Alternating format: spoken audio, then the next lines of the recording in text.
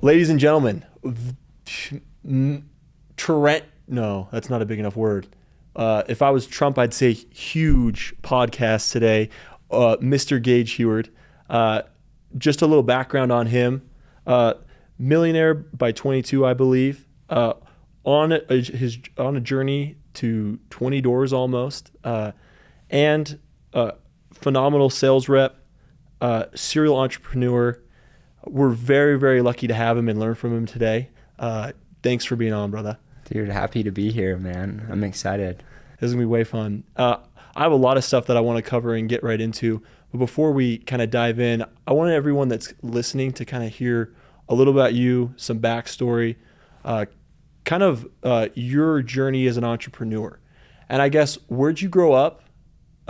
What was your first endeavor? I want to know, even before pest control or anything like that, was there something that, did you have a lemonade stand? Yeah. And just kind of bring us back to the grassroots and we'll move forward.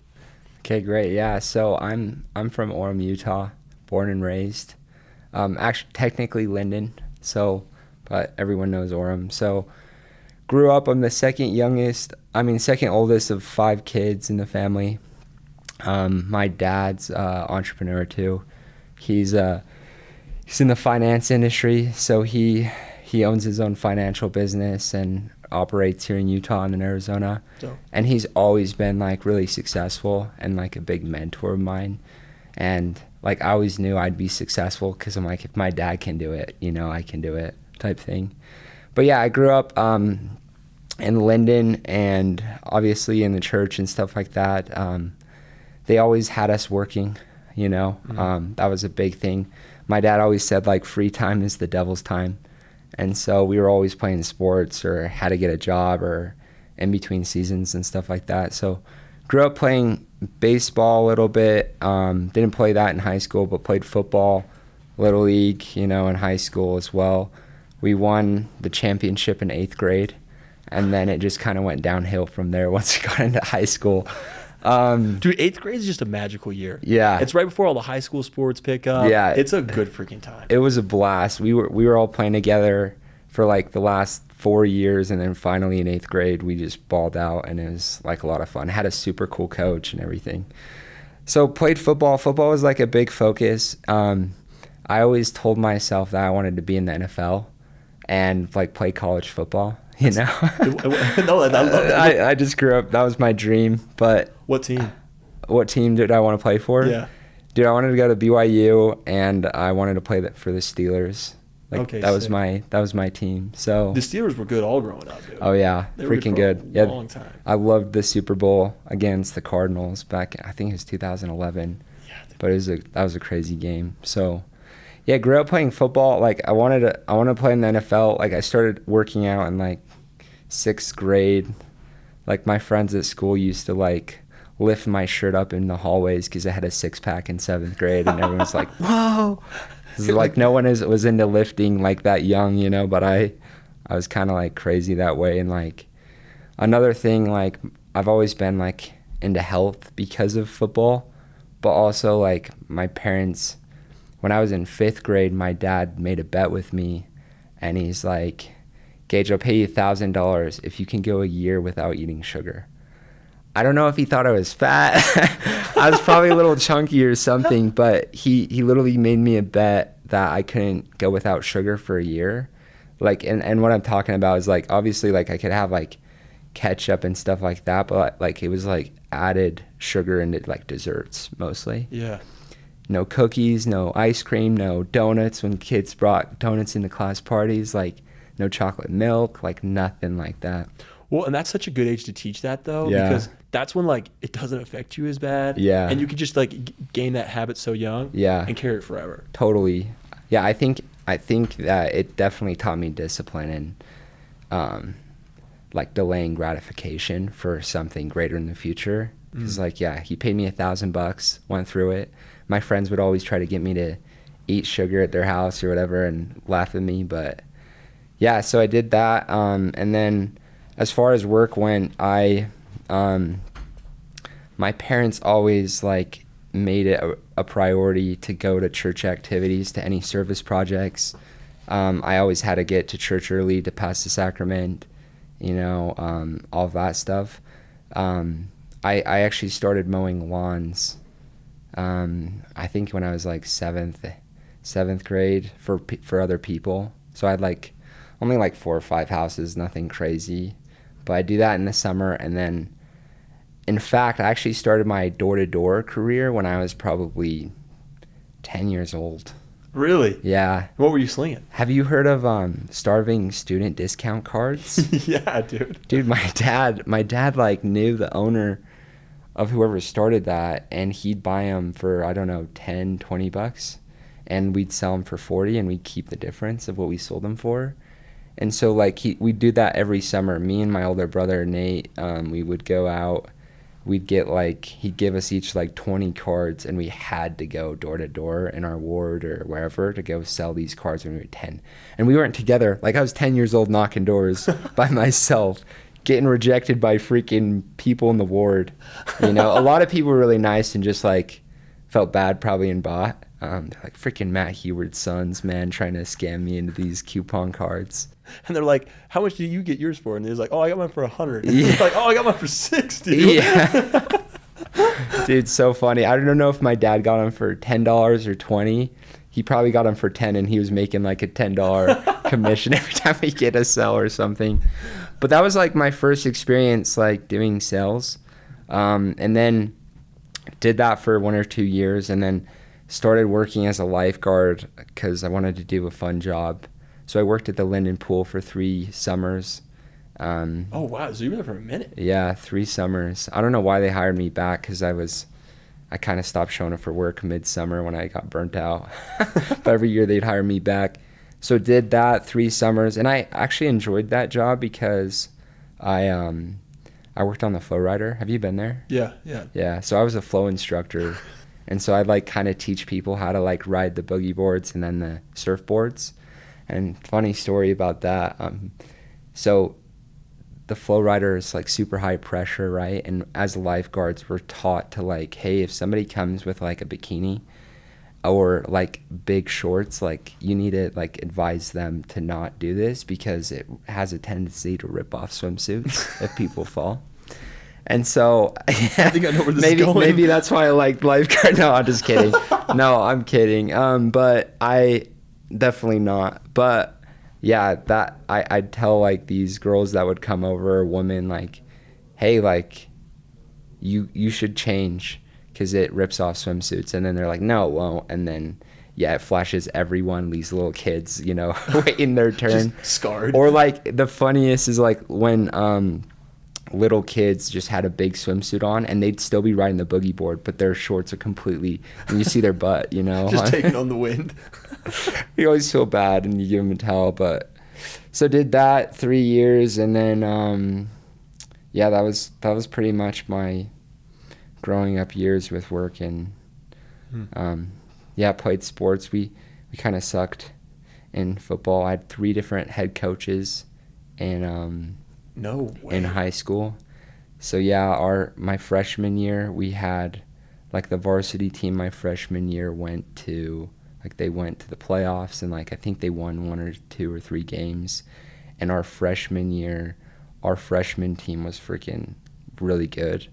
But then at the end of that year, our coach went to Lehigh, our head coach, and he was freaking good. Everyone was really sad. And we got this coach from, he had coached football at Navy. Oh, wow. Yeah, like he was supposed to be really good. We were really excited, but he ran the wing T offense, and we just didn't have the right players to run that type of offense. So he ran the wing T. We went from going to the playoffs and like having a good season to the next year having a lot of our returning starters. And my older brother was a senior when I was a sophomore. That was the first year we had Joe Dupay was his name as our coach, and I played varsity luckily as a sophomore because I was huge. I actually weighed 215. I weighed 215 my sophomore year. Where were you hiding it? Dude, so what happened was literally freshman year I weighed 135, like a good 135. And I just realized I really wanted to play varsity. I'm like, frick, I gotta go bulk up, otherwise I may die if I try and play varsity. So And was it just peanut butter jelly sandwiches? dude, or? literally, you're gonna laugh, but yeah, I weighed 135, and then within a year, I literally gained. I weighed 215, so I gained, what is that, like 60, 70 pounds? Well, that's crazy. Dude, what I did is I literally eat till I was about to throw up, and then keep eating and swallow it down with water to like gain the weight. Like, oh dude, no, peanut butter dude. sandwiches. I'd bring 4 of them to school, bro. Like, it was disgusting how much I was eating. Like, Right. I hated eating because I just like would eat till I was gonna like literally throw up.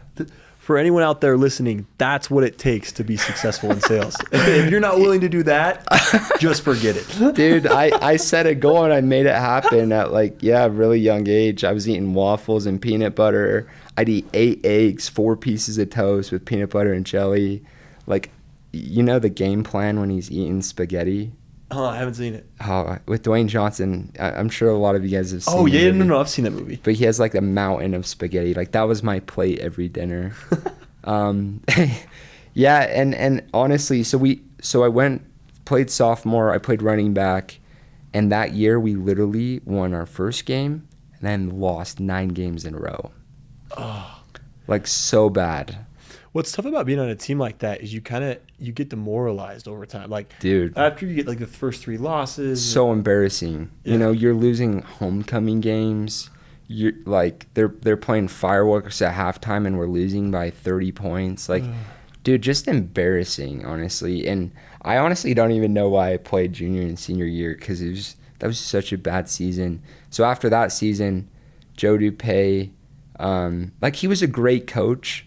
He was awesome, like, taught us tons, but I just didn't feel like we had the right personnel, and the people we had had never run an offense like that.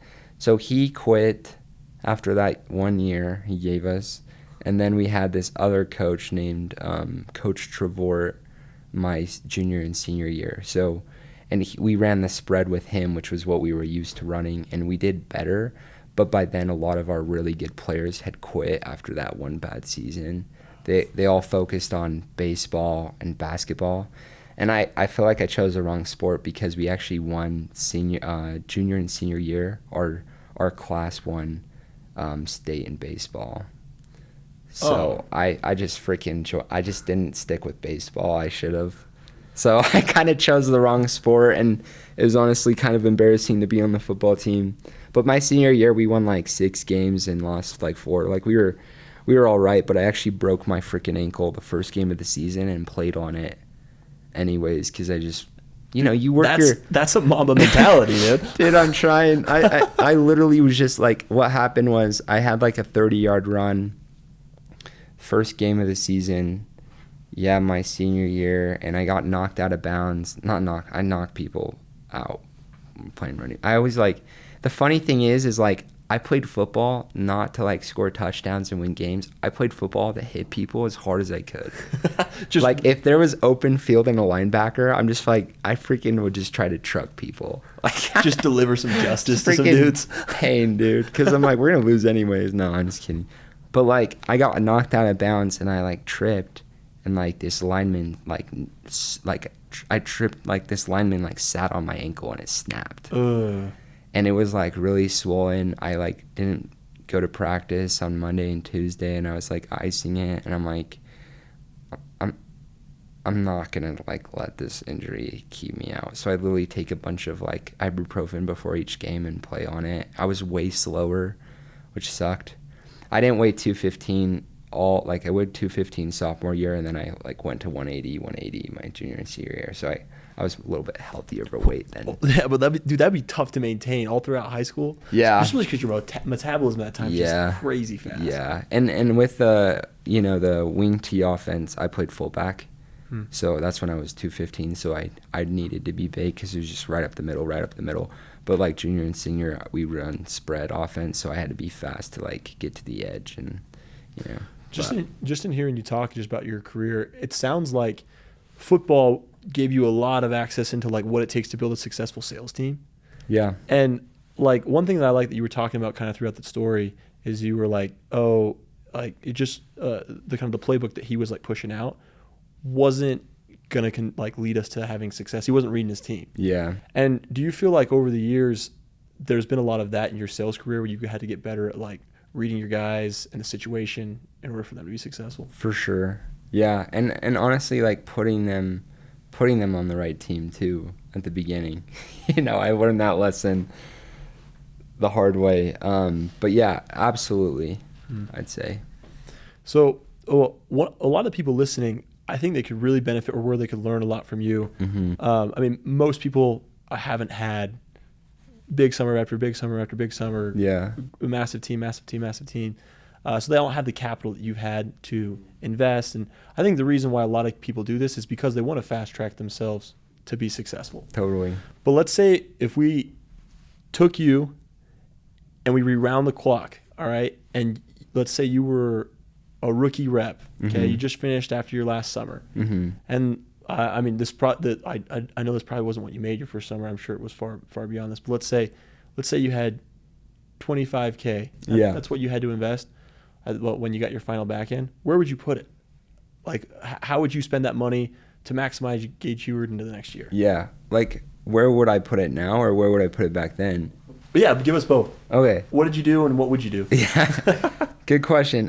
So lucky for me, because so many people, I know, like come out and do this job and like make 20 grand and then blow it. They come back with a Tesla or, a G-Wagon or, whatever, or they go spend it all traveling, which I'm a big advocate for traveling, but it's sad because you work so dang hard in this job, and like just to come home and blow it all and not have anything really to show for your work is just like, it pains me when I see other guys do that in the industry, and not even like my own guys, just like in general, So lucky for me though, my dad, like I said, was like a huge influence on me, and he's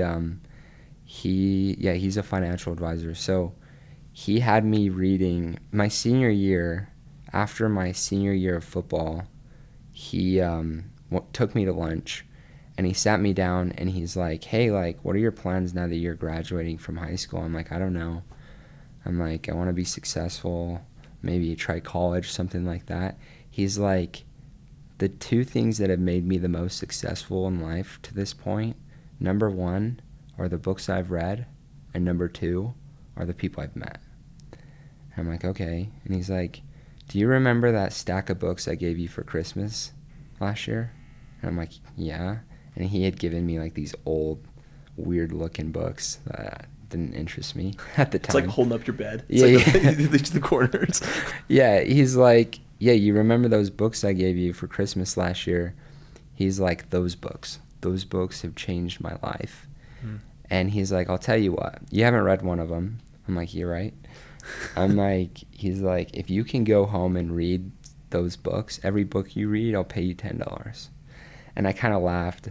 And you're probably laughing at $10, like that's nothing. But like my dad's a cheap ass.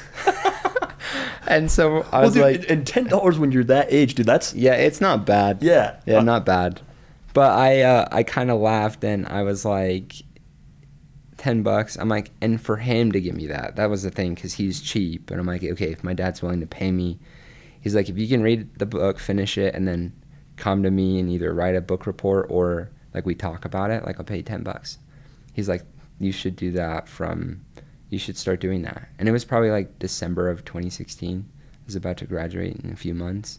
And so I did. I started reading these books, and like one of them was The Richest Man in Babylon. Have you read that book? Great book. Yeah, so he had me read that one. He had me read As a Man Thinketh, Think and Grow Rich, also Rich Dad, Poor Dad. Like some of these baller OG books that you've heard of, And so I started reading these books, and I was like, holy crap, like totally changed my thoughts about life and thoughts about money and investing.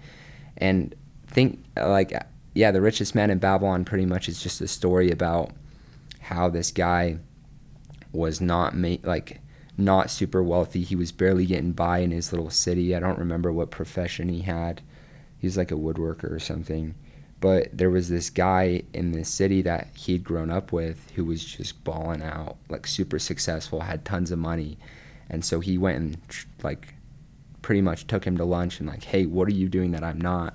And basically it was like, dude, you're living paycheck to paychecks. Like, you're getting money coming in and you're blowing all of it. Like, you're not keeping any of the money that you're getting paid. He's like, what I want you to start doing is you need to pay yourself first. You need to pay yourself 10% at least of the money that you make before you pay any of your bills. So that was like, yeah, he started doing that, and sure enough, he started to like save a little nest egg. So my dad gave me like those really key books, and after my first summer, even after reading those books, I was still like tempted to go buy like a used Mercedes or something with the money I made. Like, I remember my dad, I honestly had a bad relationship with my dad growing up, and it's like but he has been like such a big mentor for me in my life. But I told him I was thinking about buying a Mercedes after my first summer, and he's like, dude, let me go shopping with you. So he spent the day with me, like going and visiting these different car dealerships, and like I test drove like a used Mercedes, Honda Accord, like brand new one, all these things. And like the entire day, it was like a good experience, but like he pretty much had talked me out of buying like a nice car.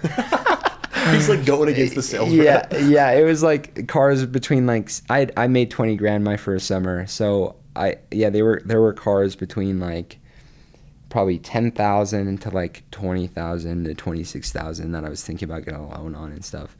And I ended up just buying a used 2004 Honda Accord that had like 130,000 miles on it. Let's go. So I did that, and I literally, I just invested. I've invested as much.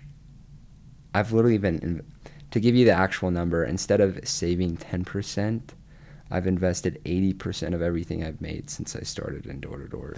And I hope everyone picks up on how important that is, because if you can add money with as much time as a lot of people have when they're going out in their first summer, yeah, it snowballs and gets real big real fast, and you're able to do stuff. Yeah. But maybe you felt this way when I invested my first time, when I was putting my money to work. It did not feel sexy. Yeah. Like, I was like, wait, this is all I'm getting? Yeah, it's slow growth, huh? Yeah, that I agree 100%. Like, it's the smart route of investing is not like the get rich quick, put your money here and it double 10x's overnight. You know, it's like slow, steady, compounded interest over time, like does snowball, and that's how you build wealth. And so I've invested. Like, after that first summer, I lived as broke as I could. And I tell my guys this all the time. I'm like, there's only two ways you make money. You bust your ass and you earn and you bleed and you sweat and you earn your money. The other way you earn money is your money makes money. And your money making money is the best income, the best money you'll ever make in your life, because you're not freaking grinding for it, you know? Someone else is breaking their back. Yeah, exactly. Like, your money's breaking their back. It's back to help you build wealth. So that was like such a good lesson. And yeah, I lived so broke for literally 6 years. Like, I had a reputation at Aptive that I was like a cheapskate. I didn't buy a single item of clothing since I graduated high school till about a year ago when I met my wife and she made me change my wardrobe. Everything I was wearing was free gear from the company I was at or stuff I had from high school. Like, I literally like didn't spend money. I freaking lived in my parents' house for a year so I didn't have to pay rent. I bought the cheapest car that was like gonna be reliable. I didn't travel unless it was like paid incentive trips. I like did not take girls on extravagant dates. Like, I literally spent only 20% of what I made. Well, and there's an old saying, it's like, live today like no one else will, so tomorrow you can live like no one else can. Exactly. And I think in that analogy, like, people hear that and they're like, oh, I don't want to live like that. It's too barren. Yeah. But you knew, hey, if I just do this for 5, 6, 7 years, later in life, when that's not a major expense, that's something smaller, we're going to make that happen. Exactly. It's going back to hey, it sucked giving up sugar in the moment every time. But at the end of the day, then I had $1,000 and it was long term, I got rewarded. And same thing with investing, short term, it's hard. Mm-hmm. It's hard to not take your girlfriend to a nice dinner. It's hard to drive a shitty car. Excuse my language. It's hard to live way below your means. But now, it's paid off huge dividends. In fact, I've actually made more money in investing than I have in door to door. I'm the same way. Hell yeah. Let's go. That's awesome. No, and I think that's huge. And for people listening to that, I think a lot of people don't even understand how that works. But if you can just take that first step of being hey, when I get that first back end, I remember every back end would come and I felt elated when I got paid. Yeah. But then if you checked my bank account 2 weeks later, every penny I had was pushed out into buying a new home. Awesome. Business funding. And I'm sure it was probably the same for you. Yeah. And I just think learning to live on far below your means is so such a valuable skill. Yeah. And if you can do it, you only have to do that for so long. I've had so many good mentors along the way. My dad, I've talked about already, Tosh, who recruited me pretty much to this industry. Same thing. He was super frugal, smart with his money, really smart investor. Casey Baugh, another really huge influence in my life. Casey taught me, after his first summer, he had this chunk of money to go invest, and he wanted to give it to the most successful investor that he knew. And that guy looked at him and said, Casey, you don't even know what this investment is. I don't want your money. And he's if you don't know what to invest in, then you have to invest in yourself. Here's a list of books you need to read. And there's not good investments, there's only good investors. Oh, I like that. That's a good line. Yeah. So that was a huge thing for me, because I didn't know what the freak to invest in. My dad gave me some pointers, but I just freaking read books. I got educated. I invested in myself. I went to seminars. I took successful people to lunch. That's an investment. I bought them lunch, asked them questions. I just invested in myself until I knew what to invest in. And to answer your question, what would I invest in if I had 20 grand? I just got back from the summer. I'd say invest in yourself, but there's a lot of courses out there that are a waste of money. I'd say, you know what I'm saying? Yeah, you're gonna go be the top G. Yeah, you're gonna go spend 30 grand on some course, that might be really stupid. What I mean, buying a book here and there, that someone recommended, or buying, having an Audible account, or, going to a Tony Robbins seminar. There's only a few seminars where I'd actually recommend people, Tony Robbins, huge one. Door to Door Con could be another good one. But just invest in yourself and take people that you look up to in that area to lunch and ask them questions, and they'll give you pointers.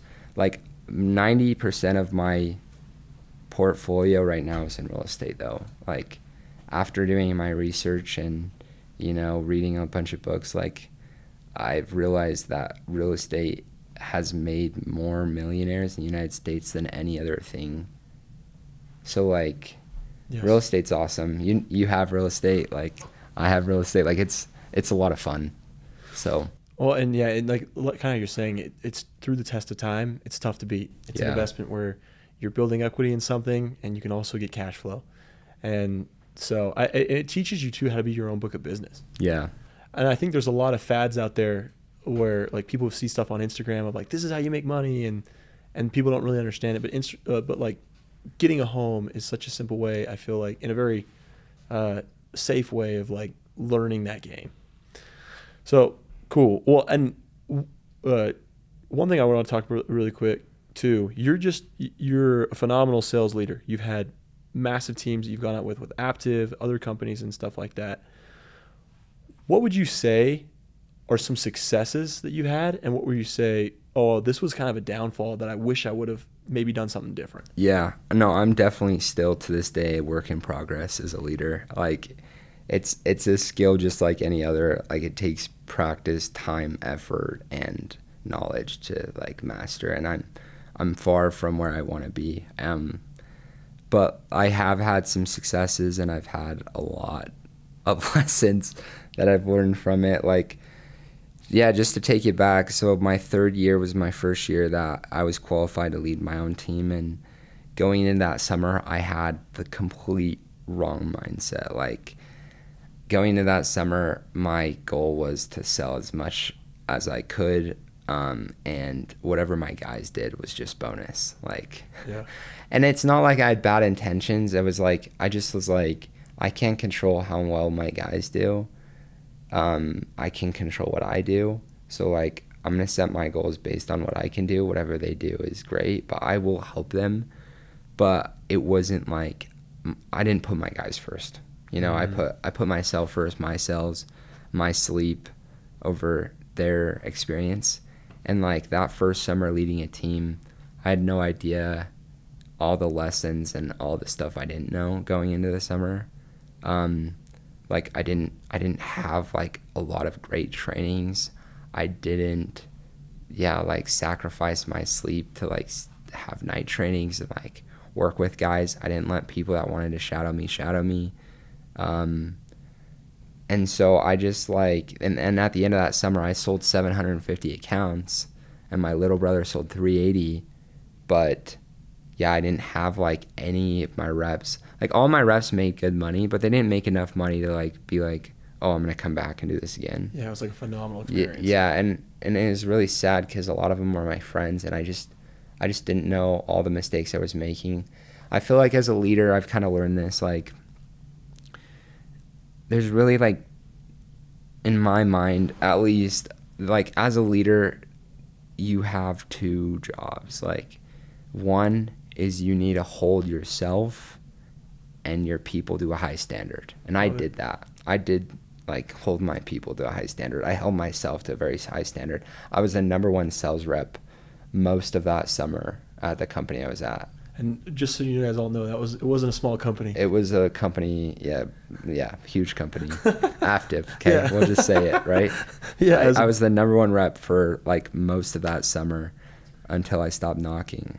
Like the day I stopped knocking, I was still #1 in the company.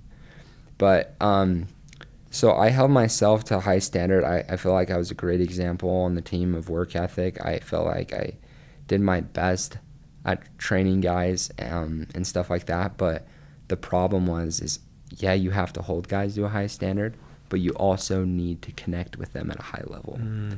And like on the weekends, I didn't plan team activities. I didn't go out of my way to like really develop relationships with my guys.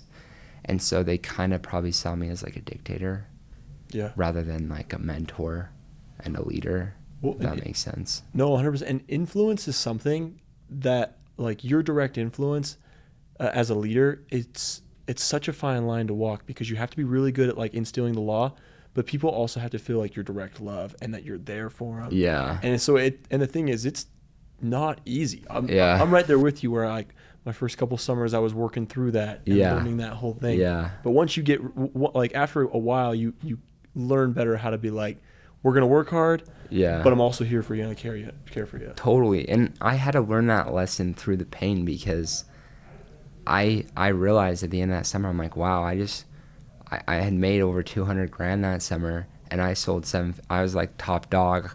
I was like the active poster child, and my little brother sold well because it was his second summer.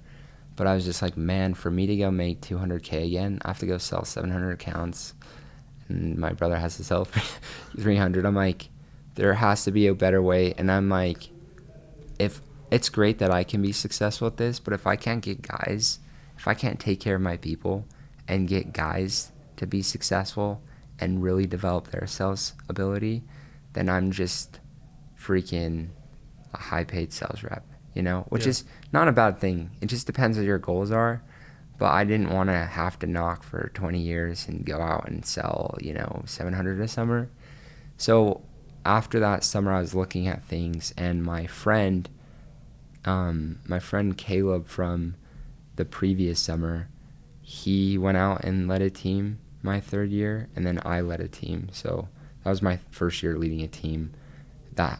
So that year I only had my little brother coming back going into my fourth summer, but he led a team where he only sold 400, so he did less than me on personal sales, but he had 5 rookies hit 250 accounts. And 250, if you guys don't know, that's like what you need to do to qualify to be a team leader in this industry. Like 250 accounts or 150K in revenue. And he had 5 of them. He had 5 rookies hit 150K. All of them were coming back, and they were all pumped to come back and recruit. And so I called him. I'm like, dude, let's lead a team together next year. He's like, I'm like, I want to learn how the freak you train, how you lead your team effectively. And he's like, dude, I want to see how the freak you sell 700 accounts. I'm like, game on.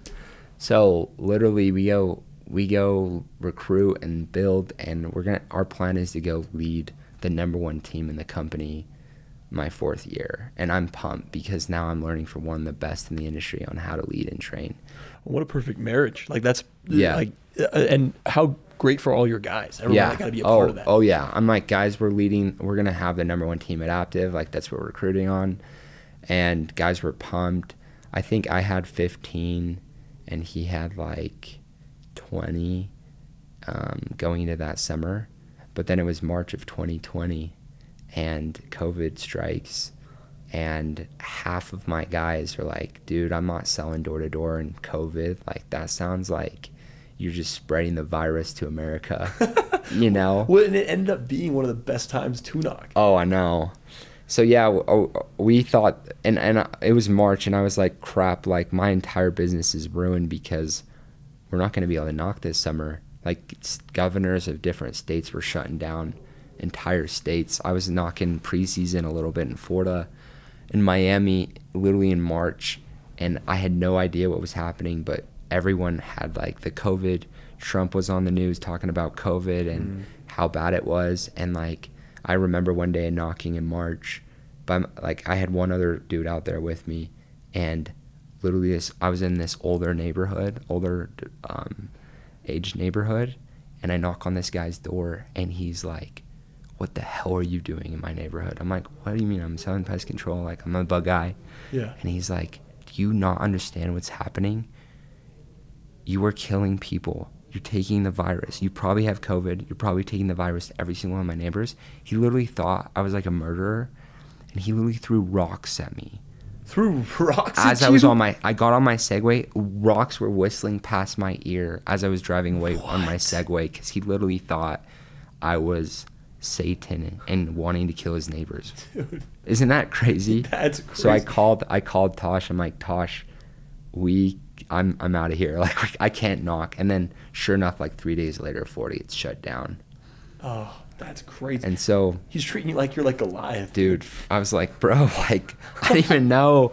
I'm not trying to kill anyone. Like, I'm just the bug guy. Yeah. I'm doing it for half, right? Exactly.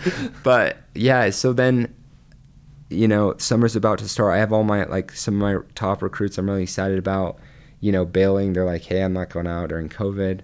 But anyway, things happen, and we're still able to knock, and we're opening up Orlando, Florida for Aptiv that year.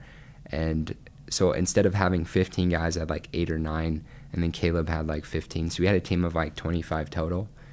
And dude, that summer we did 7,500 counts as a team with 25 guys. That's incredible. We had 15 reps hit team lead. 15. Well, and just like for people like tuning in or just like hearing that, that's an incredible environment to be around. That's a lot of really gifted people. Yeah. And that doesn't happen a ton. Yeah. That's when you do get to be in an area where everyone's bought in, everyone's working hard, it's just a magical place to be. Yeah. And so I think that's awesome. It was freaking awesome. Like like, I think our best day as a team, we did 250 accounts in a day with 25 guys. Like, you do the math, we were like, everyone had 10 plus accounts. Yeah, operations is going wild. They're like, how are we going to keep up with this? I think I sold like 19. My buddy sold 22. Like, we were balling. Was that your best day? Yeah, I think my best day is like 23. That's incredible, 23. bro. I think one canceled, maybe 22 got serviced, but. Dude, so for everyone listening, one time me and Gage did a blitz together, and I was out selling with him, and I get to my area and like load the app up, and he's at 5. I was like, dude, I haven't even hit doors yet. Let's go. Yeah, I get out early on Saturdays. It's funny. It was awesome. Yeah, I got out late. I was in the office doing some stuff, and I'm like, dude, how am I gonna keep up with this guy? Yeah, that's awesome.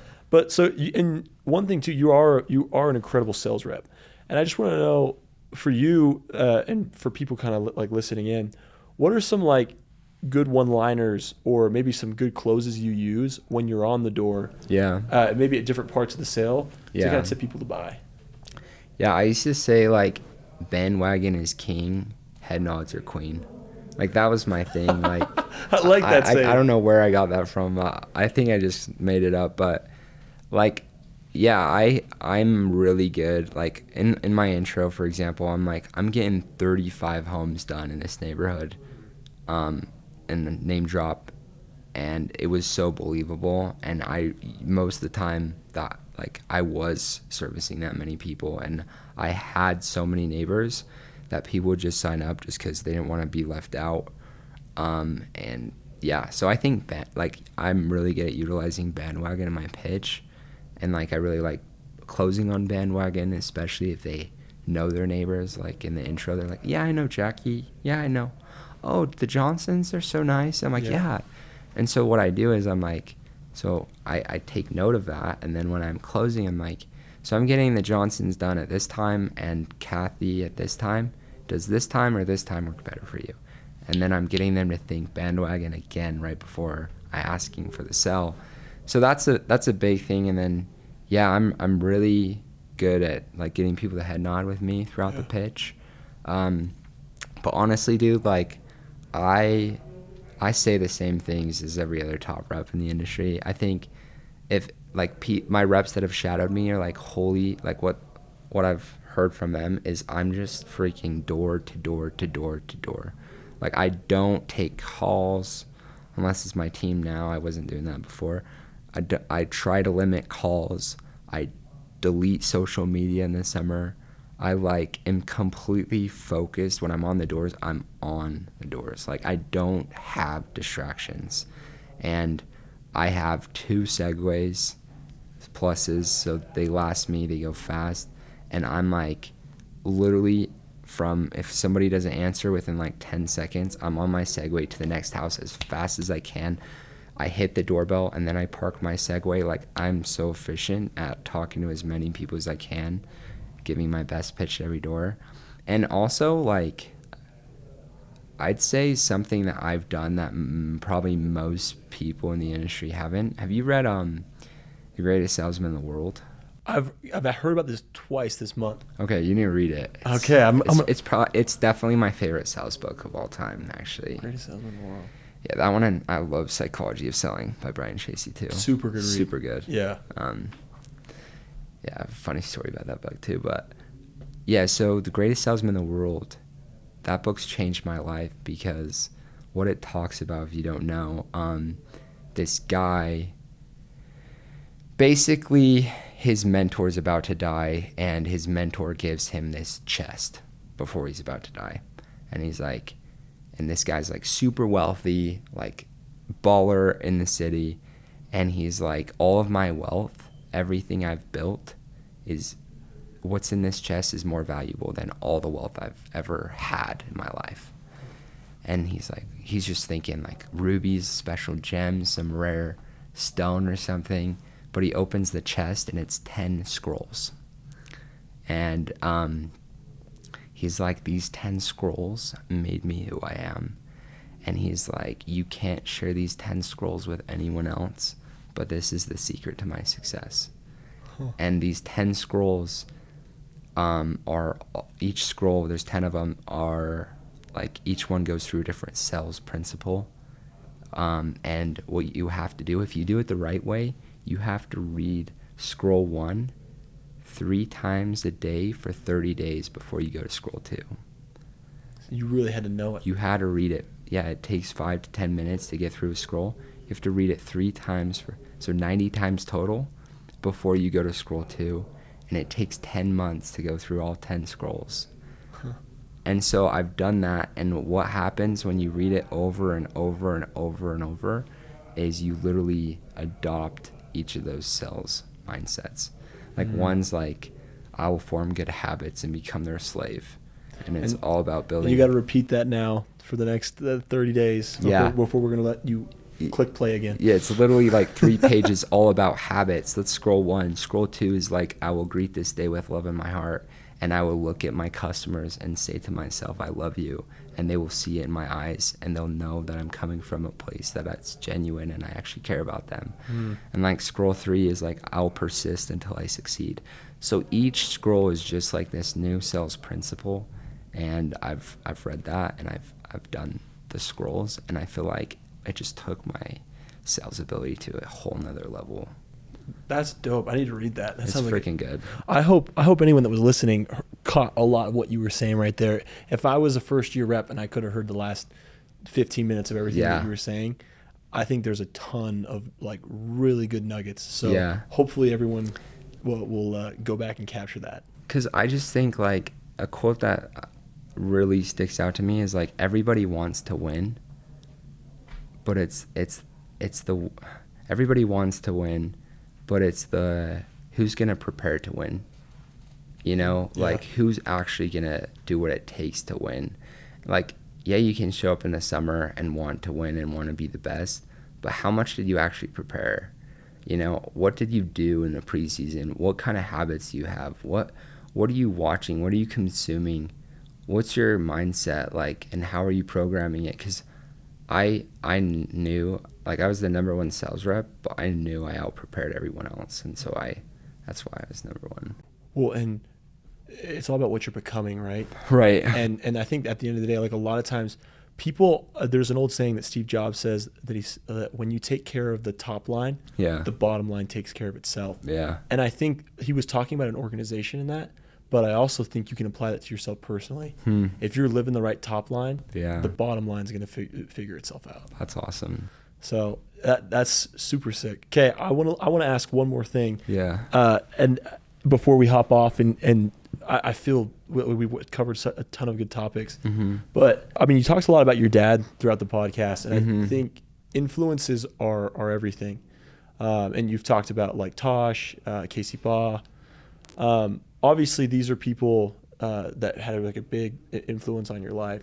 If you had to say one commonality between all the leaders that you've like been taught by, what's one thing that you hope what's one attribute that they all have that you hope that you can pass on to everybody else with you?